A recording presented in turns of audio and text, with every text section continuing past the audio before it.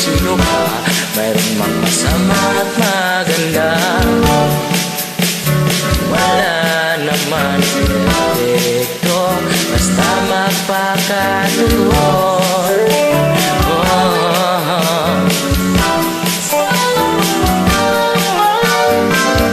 Gabay at pagmamahal ang hanap mo, magbibigay ng halaga sa'yo. Nais mong ipagkilala kung sino ka man talaga.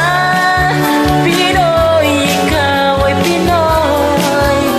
Ipakita sa mundo kung ano ang kaya mo. Ibang-iba ang Pinoy, huwag kang matatakot. Ipagmalaki mo, Pinoy ako, Pinoy tayo.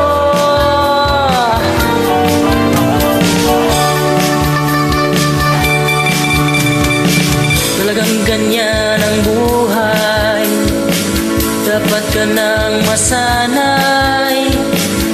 Wala ring mangyayari kung laging makikibagay.